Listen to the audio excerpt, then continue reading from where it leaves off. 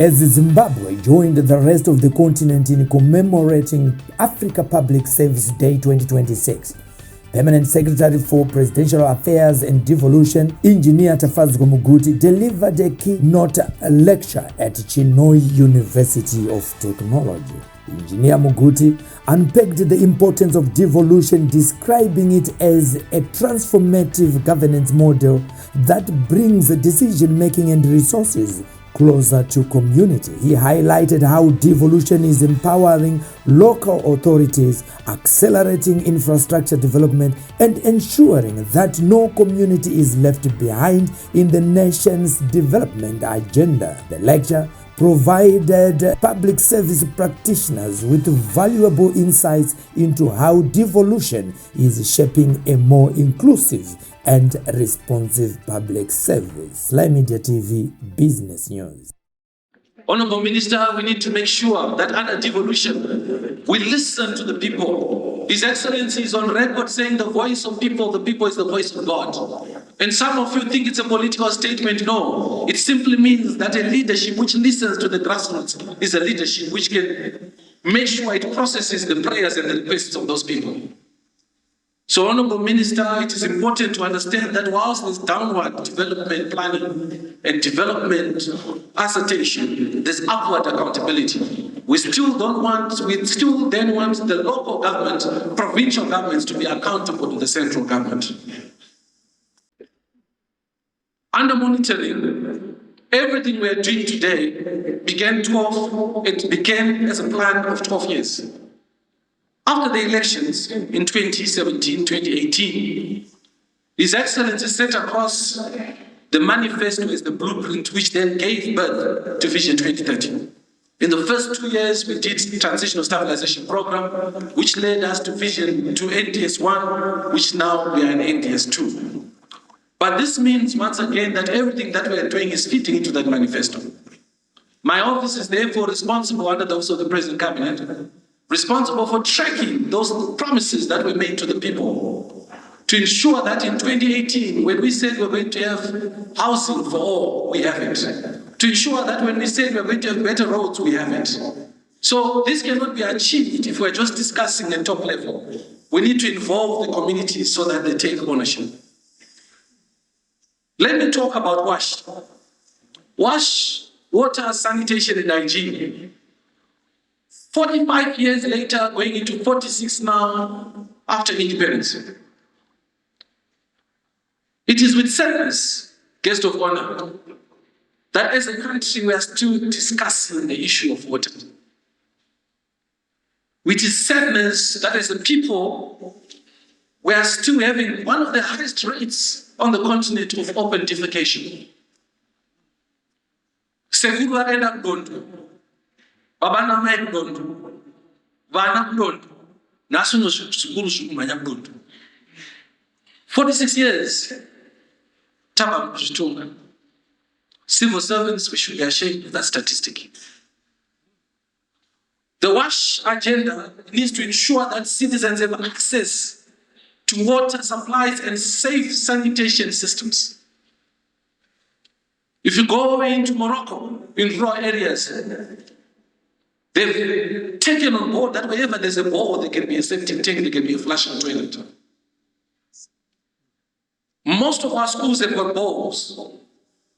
What stops us of digging a septic tank and being able to flush? What stops us? It is that inclination of listening to the people and taking yourself as if you're at that level. The average 15-year-old sees a flushing toilet either at the drop point when they visit you in the city from the rural area. And this is not right. We need to ensure that with devolution, every citizen has got a right to safe sanitation. The quality of governance is ultimately experienced by the citizens, honorable guest of honor, through the services that they receive. There's one disease in Africa, guest of honor, which is called economic propaganda. We want to adjudicate us as civil servants if our citizens are happy with that citizen satisfaction index, not in the city, but in the rural areas. Because when you speak of an upper middle income society, an empowered and equitable one, it speaks of 4,327 United States dollars. That shall be the minimum money which is supposed to be earned from a person in Chepintu, Glenview, Baitbridge, Togo, everywhere else. It's supposed to be that amount. And so we need to be asking ourselves that will my grandmother or will my big brother in the rural areas also earn that amount by 2030? If the answer is no, then we're still far. The Africa Public Service Day 2026 and the Continental Development Agenda is therefore about connecting WASH to Agenda 2063. Africa's development aspirations cannot be overemphasized. And the African Union's Agenda 2063 envisions the Africa we want, built on inclusive growth, improved quality of life, sustainable use of natural resources, responsive institutions, but above all, water security and sanitation. Then bring dignity to our people. To date, none, maybe except Chipinge, of our 92 local authorities have added public toilets to their cities and towns. All the public toilets you are seeing, especially in the city of Harare, are colonial public toilets in the city center. As I said, Honorable Minister, devolution is a very difficult topic. It's a very uncomfortable topic. So as you see, because these are very controversial things that my office deals with. But we have to say it. Honorable Minister, the fact that us civil servants, we do not talk about it does not mean that the people of this country don't talk about it. We might not talk about the people who have lost their lives in the sewer pond, which was not covered due to negligence as civil servants, but our mothers and fathers back home are talking about it. And as civil servants, we now need to learn that the devolution agenda is going to give everyone a voice across the 3 tiers of government. And when people are given a voice, Honorable Minister, then it means that there's a higher level. During his presentation, Engineer Muguti strongly condemned corruption in public service recruitment, particularly allegations involving nurses being asked to pay bribes in exchange for enrollment as trainee nurses. He stressed that recruitment must be based on merit, transparent and fairness, warning that corruption undermines service delivery and public trust in institutions. To note that the last time I was in Mashonaland West rather, there was a complaint from the community here, and we took it up to His Excellency, that people in Mashonaland West were made to pay $2,500 to get a place for nursing here in Mashonaland West, and it was being perpetrated by other fellow civil servants. To not pass in a word, Honorable Minister. We do not want that. We need to decentralize recruitment. Sometimes we are saying that we don't have skills in Zimbabwe, but it's because we have not decentralized the process of searching for the skills. We need to decentralize that. I'll quickly touch on the legislative authority. On the legislative authority, we need to be able to build a culture where devolution comes, where provincial parliaments, provincial councils begin to adjudicate on budgets. Honorable Minister, it would please you, guest of honor, to know that currently only about 5% of the national budget is devolved to the provinces and is devolved to lower tiers. The beautiful cars, the furniture, and all the nice goodies, you see them in Harare. But when you travel to the district office in Nembutia, sometimes the desks are being hedged by bricks. So devolution speaks into the aspect that if we are truly going to follow the legislative process, then the provincial council needs to know what is the budget for Mashonaland West. We have been advocating to the Public Service Commission and Treasury.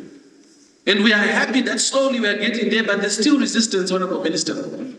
We need to ensure that when a line ministry gets a budget, their envelope is made up of 11 parts.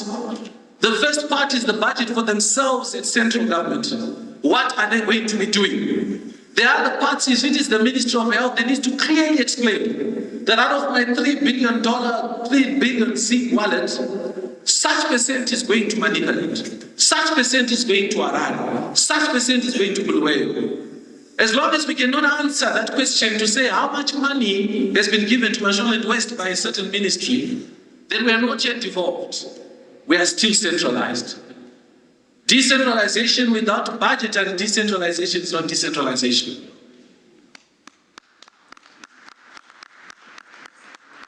The Permanent Secretary also spoke on WASH, an acronym for Water, Sanitation and Hygiene.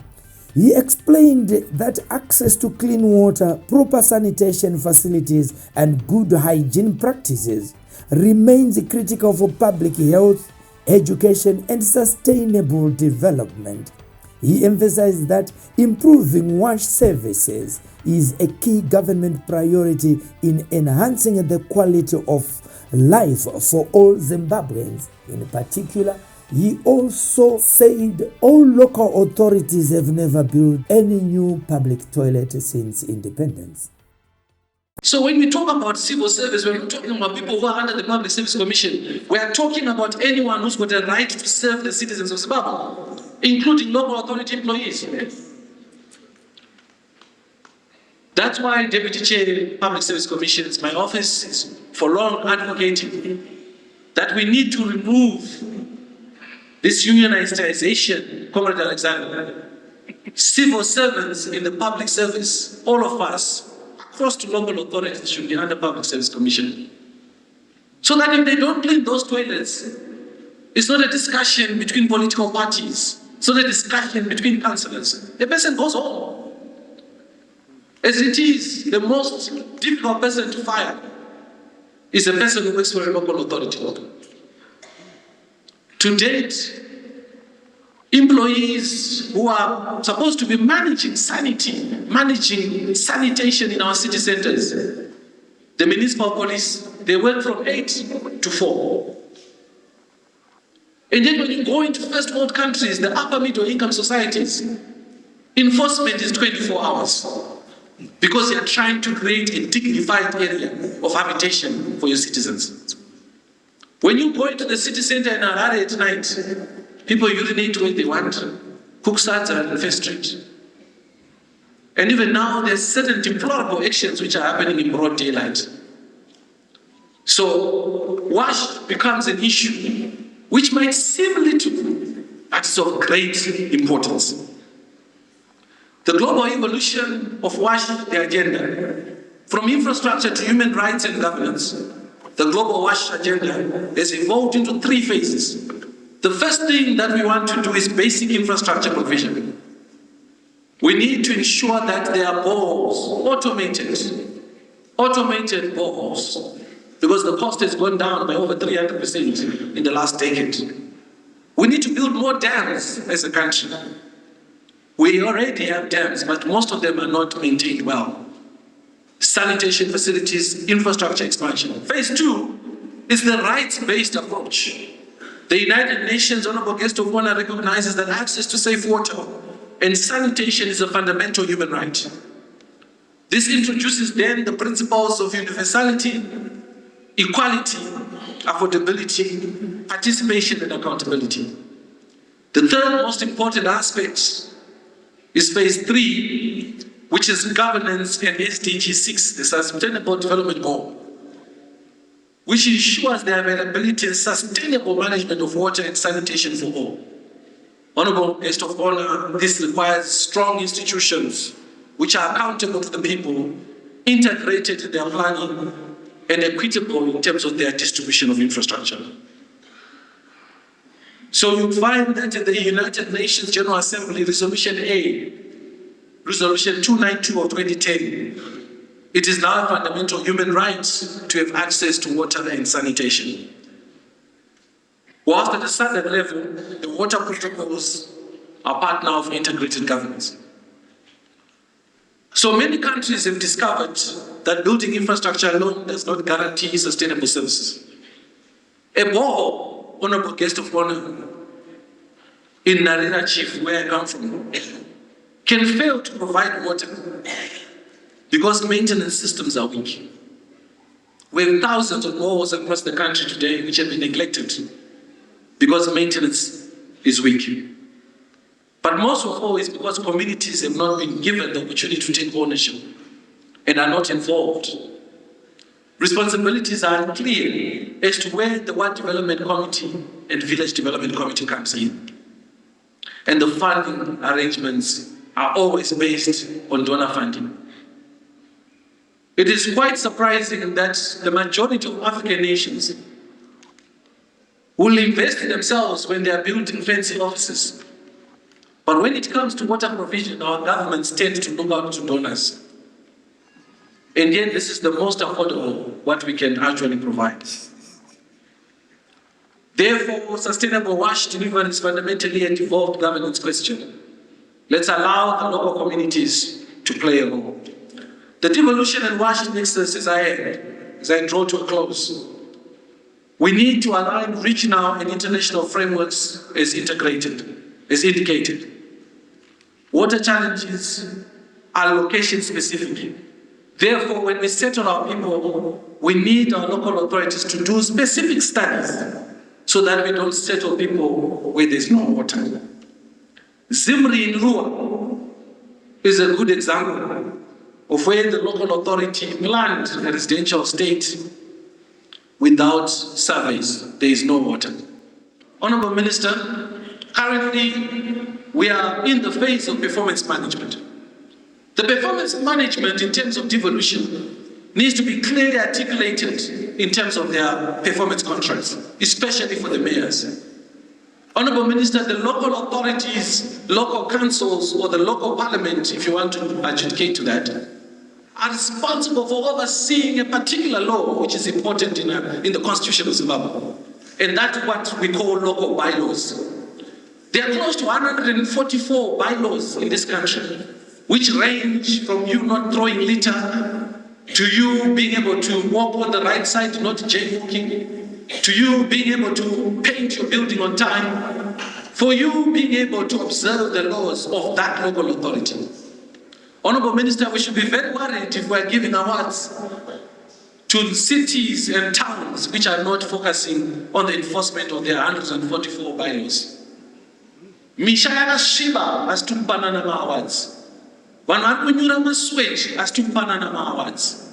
We need to start asking ourselves to say, what is the role of local council?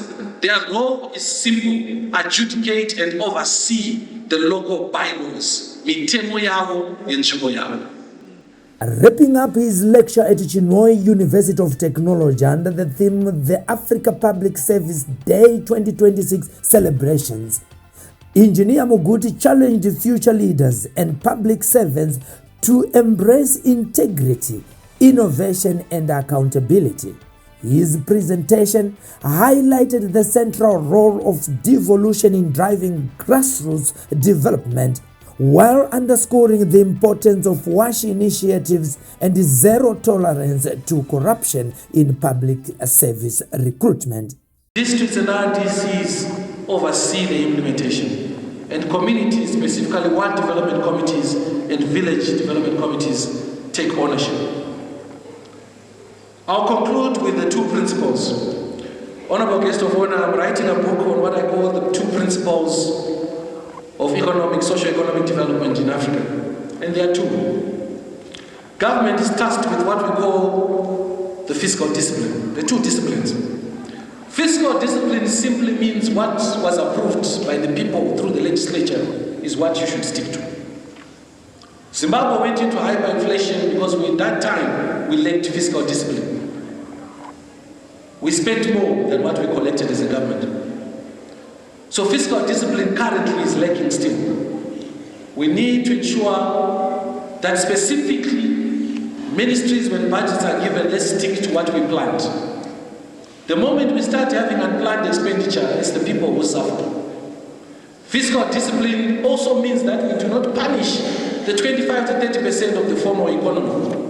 We need to expand our tax base to ensure that every Zimbabwean participates in the grand agenda of tax collection. The other discipline which is important is you, the people. It's called the sovereign discipline. When you see what is happening with our youngsters, 12 people sitting in a 5-seater car, that is a lack of sovereign discipline. The lack of sovereign discipline simply means that every citizen does what they feel like doing. So if the government has got the fiscal discipline to deliver what it promised the people, and the people have got the sovereign discipline to take on good citizenship and being able to be good stewards of what God has given us, then together this country can go far. Honorable guest of honor, that has been my public lecture, which normally takes 3 hours, and I've squashed it into a few minutes. And I'm hoping that this opens up your minds, that when you wake up tomorrow and you hear the devolution agenda, be expectant that we are going to deliver a reconfigured state. I thank you. The lecture served as a powerful reminder that an efficient, transparent, and citizen-driven public service is essential for Africa's growth and prosperity. Sylvester Tafumane for Sly Media TV Business News.